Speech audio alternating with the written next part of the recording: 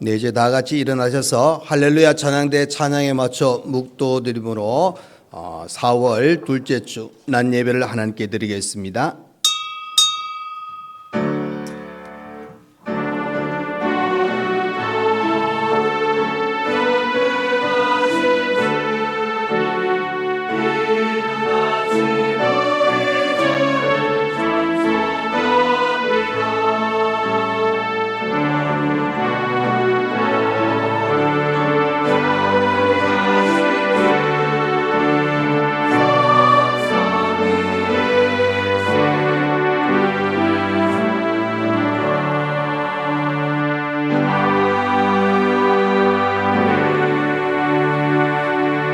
여호와의 집 우리 여호와의 성전 곧 우리 하나님의 성전들에 서 있는 너희여 여호와를 찬송하라. 여호와는 선하시며 그의 이름이 아름다우니 그의 이름을 찬양하라. 우리가 그의 계신 곳으로 들어가서 그의 발등상 앞에서 엎드려 예배하리로다. 아멘. 우리 예배를 받으시기 기뻐하신 하나님 아버지, 우리 믿음의 귀한 자녀들 걸음걸음마다 함께 하셨다가 오늘 복된 주일을 허락하심을 감사합니다. 이 시간 온 마음을 다하여 하나님께 예배해 드리오니 하나님 받으시고 하나님의 은혜를 저희들에게 허락하여 주옵소서. 이 시간 우리의 모든 찬양, 기도, 우리의 마음을 온전히 받으실 줄 믿사옵고 예수님 이름으로 기도하옵나이다. 아멘. 네, 이 시간 예배를 위하여 현병수 장로님 나오셔서 기도해 주시겠습니다.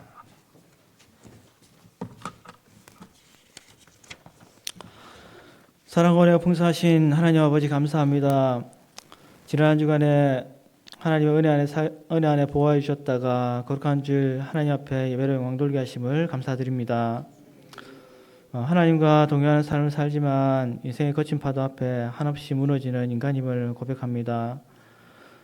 때때로 찾아오는 삶의 폭풍 가운데 설 때에 정말 중요한 것이 무엇인지 깨닫는 시간이 되게 하옵시고 또 인내의 시간을 통해 하나님의 자비하심과 긍휼하심을 힘있는 은혜 주시기를 원합니다. 지난 한 주의 삶 속에 세상의 빛과 소금의 삶을 살지 못하고 하나님의 영광보다 또 사사로운 이익을 쫓아 살아온 일들이 있다면 주님의 십자가의 보혈의 은혜로 용서하여 주옵시고 우리 가운데 성령이 충만케 하셔서 삶의 현장에서 선한 행실들로 하나님께 영광 돌려드리는 삶이 되게 해 주시기를 간절히 원합니다. 하나님의 뜻 가운데 세우신 목사님 영육간 강건케 하옵시고 하나님이 맡기신 양무리들을 잘 돌볼 수 있도록 주님의 사랑으로 충만히 채워 주옵소서. 계획한 모든 사역들이 하나님의 뜻을 온전히 이룰 수 있도록 더욱 지혜 주옵시고 능력 주시기를 원합니다.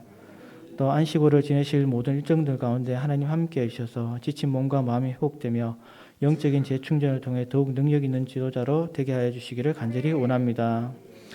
하나님의 말씀을 듣고자 합니다. 하나님 말씀 전하실 목사님 성령의 권능으로 붙잡아 주옵시고 말씀을 듣는 이 시간 육신의 피로를 물리쳐 주셔서 선포되는 귀한 말씀 준비된 마음으로 받게 하시며 또 하나님의 말씀의 빛이 우둔한 마음을 깨우는 지혜가 되게 하시며 다가오는 한 주를 믿음으로 살아갈 힘이 되게 하여 주옵소서. 하나님 사랑하는 우리 교회가 하나님의 말씀의 능력이 살아 역사하는 교회 되게 하옵시고 그리스도의 사랑 안에서 하나 되게 하시며 하나님의 사랑과 주님의 십자가의 보혈의 은혜를 세상에 널리 전하는 교회 되기를 원합니다. 하나님의 진리의 말씀으로 저희들을 가르치시고 또 기도의 자리로 인도해 주시기를 간절히 간구합니다. 사울에 있을 모든 교회 행사들과 각 기관의 모든 사업들이 은혜롭게 이루어질 수 있도록 하나님 함께하여 주옵시고 특별히 교육에 맡아 수고하시는 교육자들과 선생님들에게 더욱 지혜와 능력 주셔서 힘써 가르치는 모든 학생들을 진리의 길로 인도하여 주시기를 간절히 원합니다. 하나님 사랑하는 우리 자녀들이 세상 유혹에도 흔들리지 않도록 말씀의 토대 위에 든든히 세워지게 하옵시고 하나님 나를 위해 기회에 쓰여지는 믿음의 인재들로 성장하게 하여 주시기를 간절히 원합니다. 부모된 저희들도 기도의 자리에서 또 신앙의 본으로 믿음의 유산을 전하는 복된 통로 되게 해 주시기를 간절히 원합니다. 각양받은 은사대로 주님의 몸된 교회를 충성되게 섬기는 선한 청지들에게 은혜 베푸시기를 원합니다. 사람의 힘으로 감당하고자 하면 쉽게 지칠 수밖에 없사오니 하나님이 공급하시는 힘과 능력으로 맡겨진 일들을 감당케 하옵시고 마지막 날 주님을 배울 그날에 착하고 충성된 종이라 칭찬받는 은혜 주시기를 간절히 원합니다. 이 시간 하나님 앞에 드리는 예배드리는 우리 모두에게 하나님 주신 은혜와 평강이 충만케 되기를 간절히 원합니다. 육신의 연약함으로 어려움을 겪는 믿음의 권속들 하나님의 치유의 손길로 고쳐주옵시고 건강을 회복되게 하옵시며 우리 모든 삶 가운데 하나님 동행하여 주셔서 기쁨과 감사가 넘치는 삶이 되기를 간절히 원합니다. 예수님 이름으로 기도합니다. 아멘.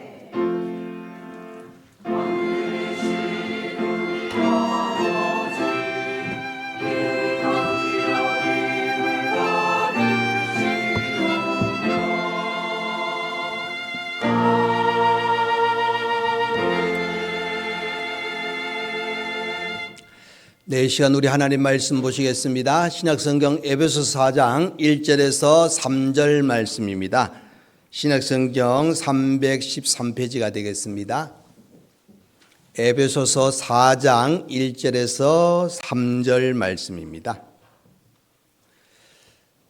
네, 다 찾으신 줄 알고 제가 봉독해 드리겠습니다. 그러므로 주 안에서 갇힌 내가 너희를 권하노니 너희가 부르심을 받은 일에 합당하게 행하여 모든 겸손과 온유로 하고 오래 참음으로 사랑 가운데 서로 용납하고 평안에 매는 줄로 성령이 하나 되게 하신 것을 힘써 지키라. 아멘. 네, 시간 할렐루야 찬양대 하나님께 찬양으로 영광 돌려드리겠습니다.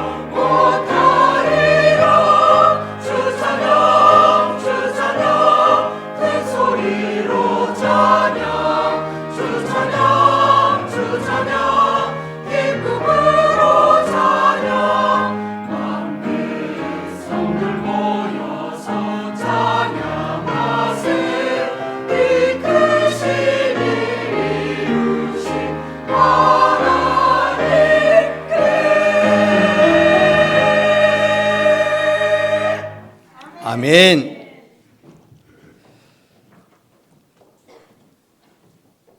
네, 귀한 찬양 감사드립니다. 지난주가 부활절 있지 않습니까? 그래서 부활절이면서 지난주에도 말씀드렸지만은 우리 교회 설립 104주년이 지난 주일입니다. 부활절 설교를 하다 보니까 우리가 설립에 대한 그런 또 감사의 시간을 다시 한번 가지기 위해서 오늘 그 중심으로 말씀을 생각하길 원합니다. 1885년 4월 5일 그날도 부활절입니다. 실제로 우리가 기독교 역사를 보시면은 그 이전에 선교사님들이 한국에 조금 들어왔었어요. 들어왔지만은 구체적으로 사역의 출발을 우리 한국 기독교 역사에는 1885년 4월 5일 부활절 날 이 땅에 이제 복음을 들고 온 아펜젤러 또 언더우드 선교사 중심으로 기독교 역사가 한국의 기독교 역사가 출발되었다 이렇게 기록이 남겨집니다. 그래서 원래 기독교 역사의 141주년이 올해 한국교회 141주년이고 이렇게 시간이 지났는데 중요한 거는 그 두 분 또 그 외에 많은 선교사님들 들어왔지만 아주 미약합니다. 한국말도 못하고 어떻게 보면 핍박도 받고 어려움을 겪고 그런 시간을 보내었는데 그 미약한 그 출발이었지만은 그 씨앗이 심겨져 가지고 오늘날의 한국 교회가 세계적으로 또 많은 이 세계 교회에서 관심을 가지고 또 선교의 놀란 일을 감당하고 또 하나님께서 기뻐하시는 일을 많이 감당한 나라가 되었다 하는 사실입니다.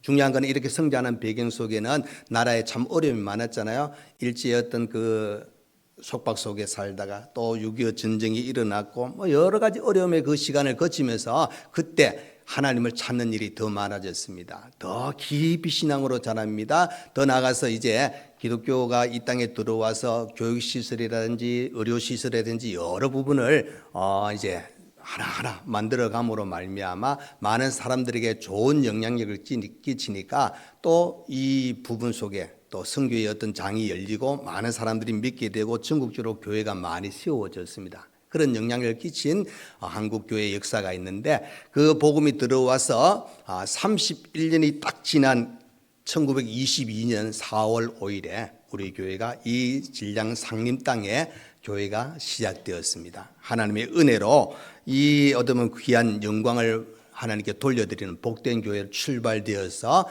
지난주가 바로 104주년입니다. 104살 한번 손 들어보십시오. 아이고, 저도 이상하게 이야기했다고 깜짝 놀라는가 봐요. 중요한 거는 104년이 짧은 시간이 아닙니다. 참 귀한 시간이지 않습니까? 하나님께서 이 104년 세월 속에 하나님이 쓰셨던 주님의 일꾼들, 믿음의 선진들의 그 눈물 어린 기도와 희생과 헌신이 있었기 때문에 오늘날 우리 교회 104주년을 맞이하게 된다 하는 사실입니다. 하나님께서 시대마다 필요한 일꾼들을 쓰셨고 또 주의 귀한 사역을 감당했습니다. 오늘 이 시간 예배드리는 우리 모두에게도 우리 하나님께서 그 믿음의 선진들을 통해서 하셨듯이 여러분을 통해 또 하나님의 일을 하실 것이고 또 여러분들에게 원하시는 하나님의 사람으로 살아가기를 원하시는 그 모든 것을 기억하여서 정말로 이 하나님께서 이 교회를 세우시고 또 이 교회를 통해서 하신 여러 가지 일들에 부끄럽지 않는 앞으로의 우리의 삶 속에 우리의 신앙에 하나님의 더 큰 뜻을 이루어 나갈 수 있는 우리 모두가 되시기를 간절히 축원드립니다. 너무나도 귀한 일이지 않습니까? 예를 들어서 이제 어떤 교회는 개척해가지고 10주년, 그 10주년도 대단하다 그래요. 왜 그러면 갈수록 여러분 교회 개척이 힘든데 개척해서 10년 간다는 거예요. 20년, 30년 참 놀라운 일이잖아요. 저하고 같이 공부했던 목사님이 벌써 개척한 지 37년 됐대요. 전도사 때 개척해가지고 교회가 성장해가지고 그 개척의 어떤 그 일꾼 세우고 하는 거기에 너무 감사해가지고 할 때마다 눈물이 난대요.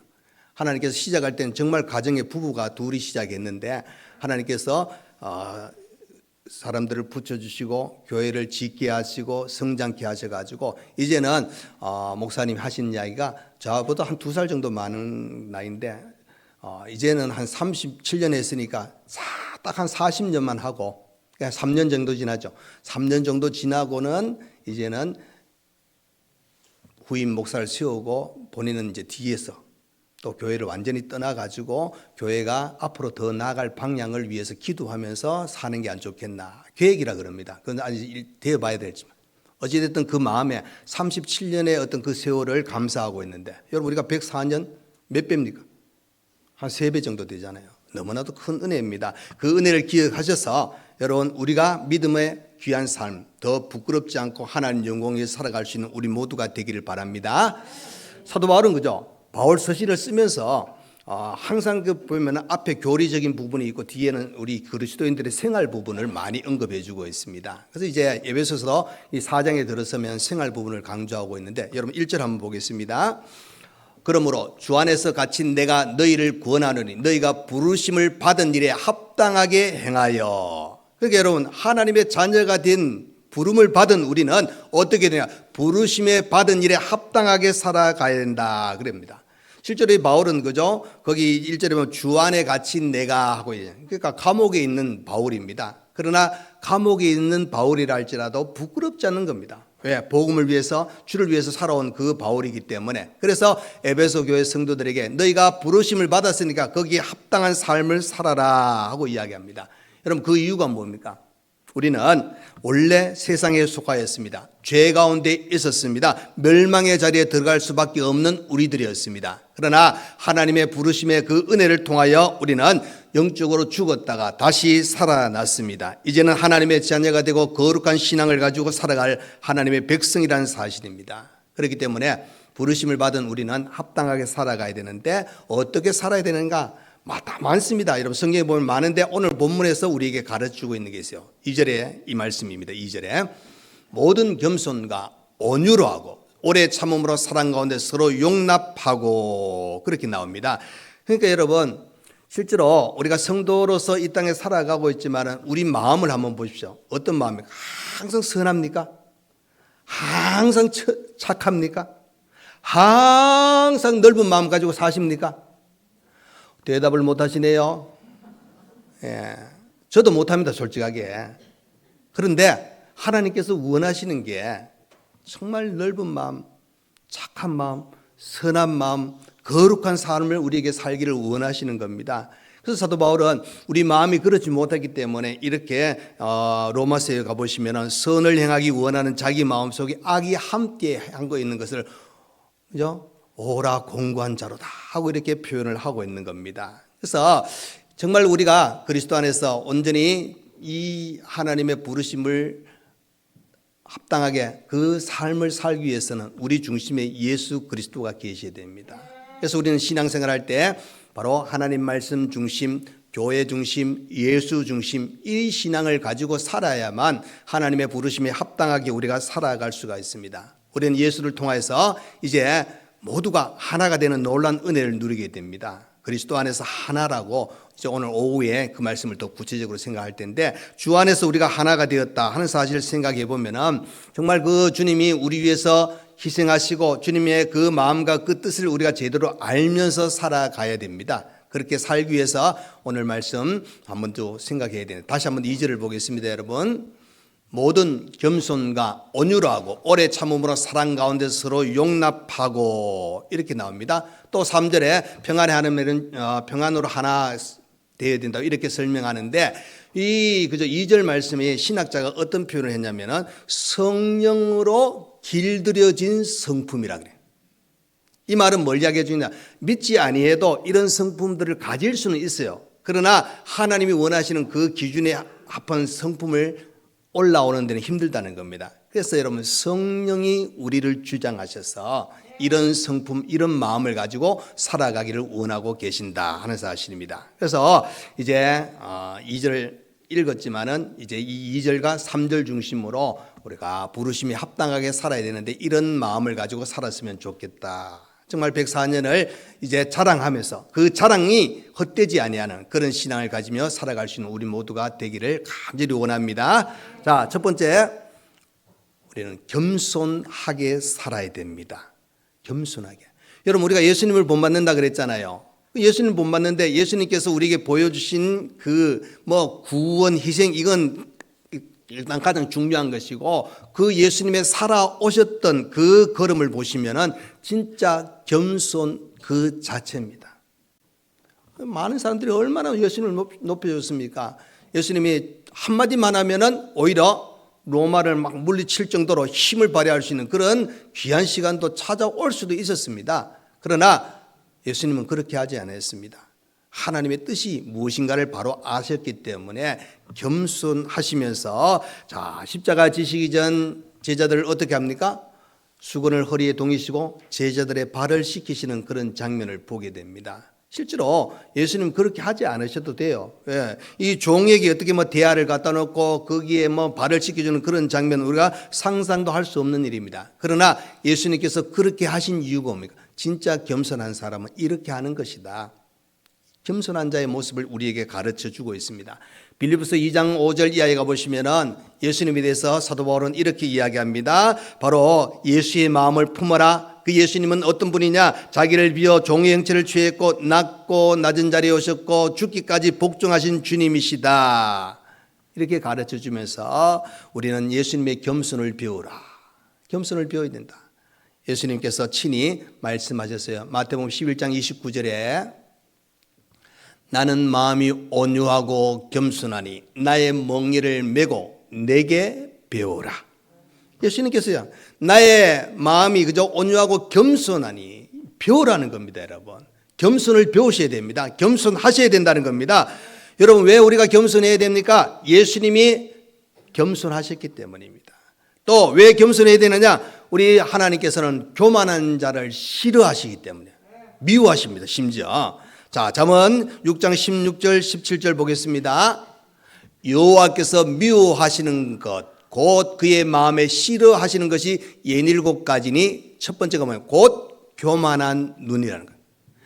미워하고 싫어하는 것이 교만하다는 겁니다. 그래서 예수님은 미워하고 싫어하는 이 교만을 어떻게 하는가? 그 교만한 자를 치시는 겁니다. 물리치시고 겸손한 자를 높여주시는 겁니다. 잠언 16장 18절 19절입니다. 교만은 패망의 서멍이요 거만한 마음은 넘어짐의 앞잡이니라. 겸손한 자와 함께하여 마음을 낮추는 것이 교만한 자와 함께하여 탈취물을 나누는 것보다 나으니라. 그러니까 여러분, 겸손한 자와 함께하고 마음을 낮추는 자를 우리 주님이 기뻐하시는 겁니다. 여러분, 우리가 교만하게 되면 개인도 나라도 망합니다. 여러분 사람도 싫어합니다. 교만한 자. 하나님께서는 그를 치시고 망하는 자리에 들어갑니다. 시편 101편 5절의 말씀입니다. 자기의 이웃을 은근히 헐뜯는 자를 내가 멸할 것이요 눈이 높고 마음이 교만한 자를 내가 용납하지 아니하리로다. 하나님이 인정하지 않는다는, 하나님이 참지 않으신다는 겁니다. 그 교만한 자를 치시는 겁니다. 그럼 여러분, 하나님께서 치시는 자리에 우리가 들어가야 됩니까? 하나님의 사랑을 받는 자리, 하나님이 인정하는 자리에 들어가셔야 되겠습니까? 우리는 겸손하셔야 됩니다. 바울은 처음에 얼마나 교만했습니까? 자기의 로마 시민권 배웠던 모든 것을 자랑했습니다. 그런데 예수님 만나고 나니까 그것은 아닌 것을 알았습니다. 배설물로 여겼다 그랬습니다. 그가 겸손해지니까 하나님께서 더 놀라게 그를 사용하셨잖아요. 복음의 사도로, 하나님의 귀한 일꾼으로 그를 쓰셨습니다.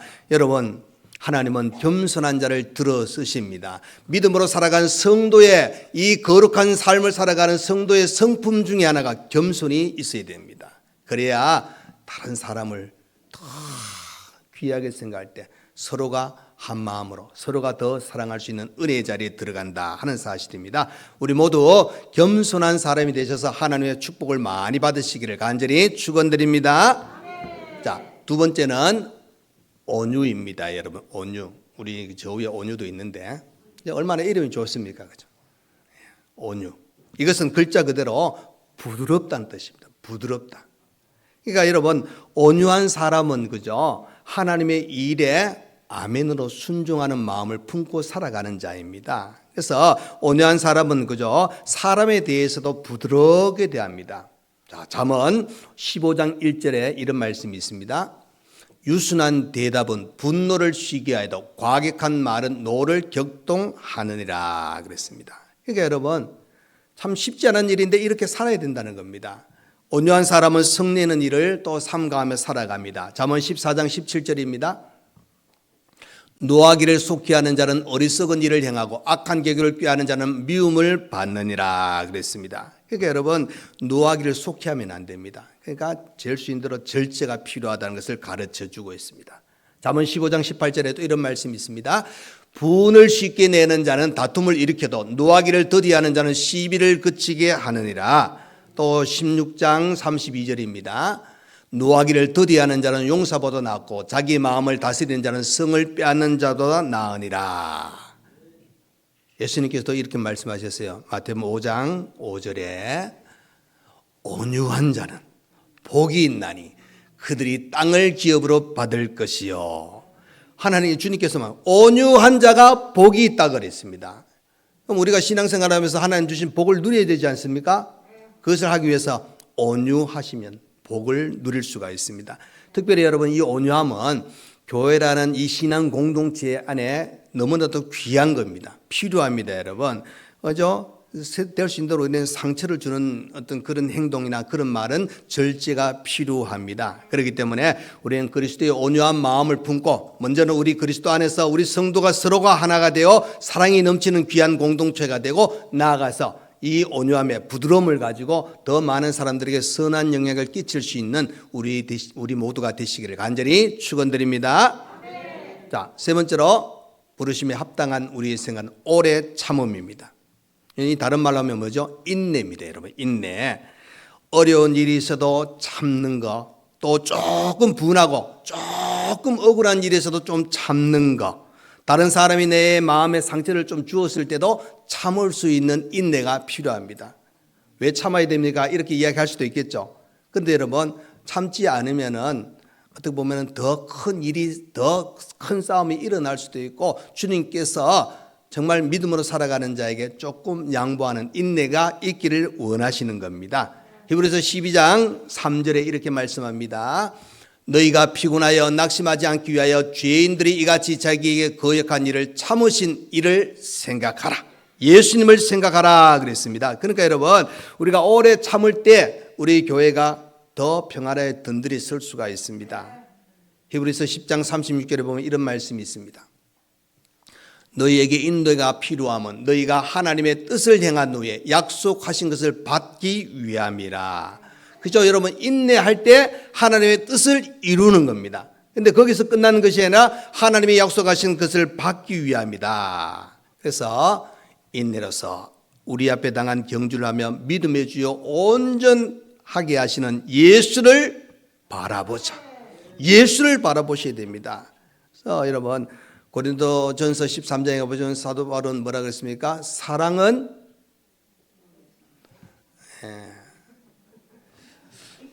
갑자기 물어서 그런가요? 사랑은 오래 참고 정말 인내가 필요함을 가르쳐 주고 있는 겁니다. 그래서 갈라디아서 5장에 가보면 성령의 9가지 열매에 사랑, 희락, 화평 그리고 그 다음이 뭐냐? 인내입니다, 여러분. 인내. 그래서 야고보는 야고보서 1장 4절에 이렇게 이야기합니다. 인내를 온전히 이루라. 이는 너희로 온전하고 구비하여 조금도 부족함이 없게 하려 함이라. 우리에게 충만을 주시는데 그 충만을 이루기 위해서는 뭐 해야 되냐? 인내해야 되냐? 인내해야 돼요. 그래서 여러분 우리에게 어떤 일이 닥칠지 솔직히 우리는 다 알지 못합니다. 그러나 고난을 참으시고 모든 것을 인내하신 주님을 생각하고 주님을 바라보면서 피곤하지 않고 낙심하지 않고 오히려 인내함으로 승리할 수 있는 우리 모두가 되시기를 간절히 축원드립니다. 제가 빨리빨리 가는 이유가 있습니다. 오늘은 5가지 해야 되니까. 자, 4번째입니다, 여러분. 부르심에 합당하게 살기 위해서는 사랑 가운데 서로 용납하셔야 됩니다, 여러분.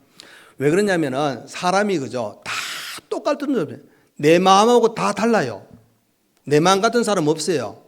그 말은 여러분 내가 착하다는 그 의미가 아니라 각자의 마음들이 다 있고 각자의 생활들이 다 있기 때문에 다 다릅니다. 그렇기 때문에 우리가 서로 용납하는 게 너무 중요합니다. 그 말은 우리가 그죠? 예수님께서 하셨던 말씀에 그 형제가 잘못한 일에 어떻게 해야 되겠습니까? 하니까 7번씩 70번이라도 용서하라. 그 말은 여러분 끊임없이 용서하라는 겁니다. 자, 우리가 성경을 보면은 어떨 때는 여러분 주님께서 우리를 너무 몰라요. 왜? 할 수 없는 걸 너무 많이 시켜요. 안 그래요, 여러분? 여러분 거룩하셔가지고 좀 다른데 저는 생각해보면 성경 읽을 때마다 설교 준비할 때마다 하나님 요거 저거 불가능한데요, 불가능 이런 생각이 들 때가 많아요. 그런데 중요한 거는 불가능을 우리에게 요구하시는 게 뭐냐? 우리가 하나님의 자녀가 되었기 때문에 그 삶을 요구하시고 그래서 여러분 우리가 그것을 하기 위해서 부단히 여러분 우리가 신앙으로 연단을 하는 겁니다. 그래서 이렇게 보자, 우리 자신 앞에 그저 용납할 수 없는 사람을 서로 어떻게 하면 용납해라, 용서하라는 겁니다. 근데 여러분 잘 생각해 보시면은 우리가 하나님 앞에 어떤 존재였습니까? 죄인이었습니다. 허물 많은 사람들이었습니다. 그냥 놔두면은 죄 가운데 들어갈 수밖에 죄로 말미암아 죽을 수밖에 없는 우리들이었는데 하나님은 독생자들 예수님을 보내셔서 우리를 끝없는 사랑으로 용서하시고 하나님의 자녀로 삼으셨습니다. 그래서 베드로도 이렇게 이야기합니다. 사랑은 허다한 허물을 덮는다. 그래서 여러분 사랑으로 모든 것을 용납하셔야 됩니다. 다른 말로 하면 여러분 내 눈에 다른 사람의 잘못과 허물을 자꾸 보이게 되면 내 마음에 사랑이 없다는 거예요. 그 허물과 이 모든 잘못도 덮을 수 있는 그 마음.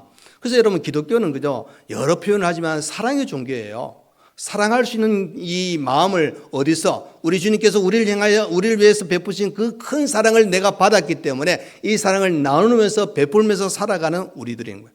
그래서 성령의 9가지 열매의 출발이 뭐예요? 사랑이다. 사랑입니다. 이 사랑을 우리가 하셔야 됩니다. 여러분 우리가 캄보디아 우물을 파기 위해서 헌금하셨잖아요. 그래서 지난주까지 8개 팠어요. 8개 팠는데 정말 우리는 보면은 그 조금 덜 써도 되잖아요. 그래서 우리가 그것을 가지고 이제 헌신했는데 너무나도 귀한 일입니다. 그분들에게 너무 물이 필요하고 그분들에게 우리가 사랑을 전하였다. 지난주 오후에 봤지만 마지막 8번째 또 하나 귀한 분이 그 우물을 보면서 너무 감사하는 표현이 이 동영상 찍어서 보냈어요. 그래서 한 10초, 한 20초 정도 될 거예요. 잠깐 한번 볼게요, 우리.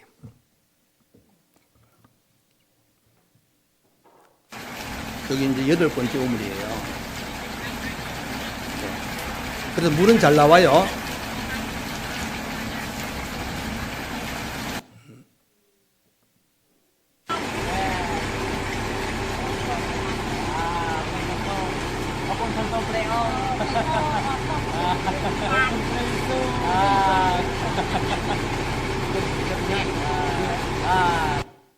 네. 8번째 우물 파고 이 할머니예요. 머리가 없으시지만 할머니예요. 이 할머니가 너무너무 감사한. 여러분 이런 모습 보면은 아마 성교사님이 복음 사역하는데 아마 큰 도움 될 거예요. 왜 그러면은 사랑의 손길을 펴 생각지도 않은 그 우물을 파주고 자기들이 그 식수를 마련해 줬다는 게 너무 감사한 일이잖아요. 그러니까 여러분 우리가 사랑을 전하는 겁니다. 내가 받은 사랑을 나누는 거예요. 그 나누는 그 일에 우리가 열심을 내고 서로 용납하고 이것이 하나님의 뜻을 이루어 나가는 겁니다. 그 일에 여러분 동참하셨고 또 앞으로도 많은 그 사랑을 쏟으시기를 간절히 축원드립니다. 자, 마지막 5번째입니다, 여러분. 부르심에 합당하게 살기 위해서는 평안으로 하나가 되어야 됩니다. 3절 말씀에 이런 말씀이 있습니다. 평안에 매는 줄로 성령이 하나 되게 하신 것을 힘써 지키라 그랬습니다. 여러분 여기 평안이라는 것은 화평과 같은 말입니다. 그런데 거기 보시면은 우리가 평안에 매는 줄로 성령이 하나 되게 하셨다 그랬습니다. 그리스도 안에서 하나가 되었습니다. 하나가 된 것을 어떻게 됩니까? 힘써 지키라는 겁니다. 이것을 지금 무너뜨리면 안 됩니다. 우리가 하나가 된 거, 평화를 유지하는 거, 화평을 유지하는 것을 힘써 지켜야 합니다. 그래서 여러분 우리가 교회 일을 할 때 사람마다 생각들이 다 있잖아요. 다 있기 때문에 어떤 의견을 이야기하다 보면은 안 맞는 부분도 있습니다. 안 맞는 부분이 있을 때 서로 회의해가지고 가장 중요한 것에 선택을 해가지고 일을 진행합니다. 그러면 내 생각하고 다르더라도 좀 맞춰서 일하는 것이 보통 교회의 일입니다. 그런데 더 중요한 거는 그렇게 맞춰 나갈지라도 우리가 덕을 세우는 일이 먼저 우선이 되어야 됩니다. 그래서 고린도전서 10장 23절입니다. 모든 것이 가하나 모든 것이 유익한 것은 아니요 모든 것이 가하나 모든 것이 덕을 세우는 것이 아니니. 이 말은 덕을 세우는 것을 생각할 때 화평으로 하나가 되는 귀한 일을 더 잘 감당한다는 겁니다. 그래서 사도 바울은 로마서 14장 19절에 이렇게 말씀합니다. 그러므로 우리가 화평의 일과 서로 덕을 세우는 일을 힘쓰나니 15장 2절에도 이렇게 또 이야기합니다. 우리 각 사람이 이웃을 기쁘게 하다 선을 이루고 덕을 세우도록 할지니라. 그러니까 여러분 우리는 덕을 세우는 일을 해야 되는 거예요. 하나가 될 때 덕 세우는 겁니다. 서로 마음을 합하여서 하나님이 기뻐하시는 일에 우리가 덕을 세우는 일에 초점을 맞추는 것이 중요한 겁니다. 예수님이 기도했던 요한복음 17장의 내용이 이렇게 나옵니다. 21절 이하로 나옵니다. 21절의 요한복음. 아버지여, 아버지께서 내 안에, 내 아버지 안에 있는 것 같이 그들도 다 하나가 되어 우리 안에 있게 하사 세상으로 아버지께서 나를 보내신 것을 믿게 하옵소서. 22절입니다. 내게 주신 영광을 내가 그들에게 주었사오니 이는 우리가 하나가 된 것 같이 그들도 하나가 되려 함이니이다. 그죠? 하나가 되어 우리가 하나가 된 것 같이 하나가 되려 합니다. 또 23절입니다. 곧 내가 그들 안에 있고 아버지께서 내 안에 계시어 그들로 온전함을 이루어 하나가 되게 하려 함은 아버지께서 나를 보내신 것과 또 나를 사랑하신 같이 그들도 사랑하신 것을 세상으로 알게 하려 함이로소이다. 하나가 되어. 여러분 21절부터 23절까지 하나하나가 네 번 나오는데 중요한 거는 그 하나가 되게 하신 것이 뭡니까? 거기 보시면은 나를 사랑하심 같이 그들도 사랑하신 것을 세상으로, 그러니까 하나님의 뜻, 예수님이 이 땅에 오신 것을 알게 하기 위함이다 그랬습니다. 여러분 여기서 하나가 된다는 것은 똑같다는 의미가 아닙니다. 똑같다는 의미가 아니에요. 서로가 다르지만은 하나의 목적을 가지고 나아갈 때 곧 하나가 된다는 겁니다. 그래서 성령 안에서 평안에 매는 줄로 하나가 되는 그 삶을. 그래서 여러분 우리의 몸은 각 기능들이 다 다릅니다. 그러나 일사천리 얼마나 잘 움직이잖아요. 우리가 오늘 찬양대 찬양 너무 잘하셨는데 이 찬양대 보시면은 지휘자님이 이제 지휘하시잖아요. 그러면은 각각의 파트가 있어요. 그렇죠? 소프라노, 알토, 테너, 베이스. 이 각각의 파트가 각각의 연습을 하고 자기 목소리를 딱 낼 때 이게 조화가 이루어 화음이 되는 거예요. 각자의 소리는 분명히 납니다. 그러나 화음을 이루는 조화를 이루어 나가서 하나님께 찬양을 돌릴 때 더 놀란 은혜의 귀한 찬양이 되는 겁니다. 여러분 우리의 마음과 우리의 생각들이 다 달라요. 그러나 예수 안에서 우리가 하나가 되었잖아요. 그러면 우리가 하나님의 뜻에 합당한, 그래서 오늘 그 부르심에 합당한 그 모든 일. 그래서 예수님께서 마태복음 5장 9절에 이렇게 이야기합니다. 화평하게 하는 자는 복이 있나니 그들이 하나님의 아들이라 일컬음을 받을 것이며. 여러분 하나님의 아들이 되었다면 분란을 일으키고 분열을 일으키고 싸우는 자가 아니라 화평을 이루는 자가 된다는 것을 가르쳐 주고 있습니다. 그래서 교회 설립 104주년을 맞이하는 우리 모든 성도님들 오늘 부름에 합당하게 살기를 원하여서 오늘 주신 말씀 모든 겸손과 온유와 인내와 사랑으로 서로 용납하고 평안에 매는 줄로 성령이 하나 되게 하신 것을 힘써 지키는 은혜가 여러분께 있기를 간절히 축원드립니다. 그래서 여러분 앞으로 120년 여러분 올해 사시면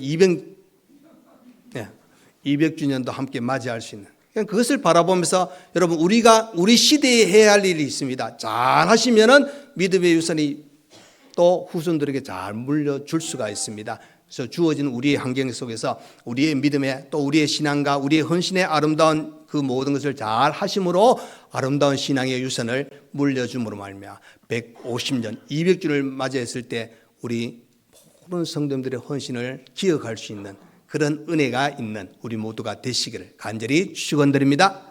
아멘. 기도하겠습니다. 고마우신 우리 하나님 아버지 감사합니다. 우리 하나님께서 우리 교회를 사랑하셔서 104년 전 1922년 4월 5일에 이 상림 땅에 우리 교회를 설립케 하시고 지금까지 유구한 세월을 인도하신 하나님 감사합니다. 시대마다 하나님을 위하여 더 충성하였고 하나님의 뜻을 이루는 교회가 되었고 영광을 돌려드렸습니다. 앞으로도 더 귀한 일, 더 하나님의 뜻을 이루어 나가기에 부족함이 없는 우리 모두가 되기를 원합니다. 하나님 104년에 맞는 우리 모든 성도 하나님의 사랑 속에 오늘 주신 말씀 부름에 합당하게 잘 살아 하나님 영광 나타내며 살아가는 우리 성도 우리 교회 되게 하여 주옵소서. 예수님 이름으로 기도합나이다. 아멘. 이제는 우리 주 예수 그리스도의 은혜와 우리 하나님 아버지의 크신 사랑과 성령의 위로 감동 감화 교통하여 주심이 하나님의 은혜 가운데 104주년을 맞이하며 부르심에 합당하게 살기로 원하는 모든 성도와 우리 교회 위에 성도님들 가정과 하시는 모든 일 위에 몸이 아픈 분들과 주의를 봉사하며 헌신하는 모든 손길 위에 이제부터 영원토록 함께 있을지어다. 아멘.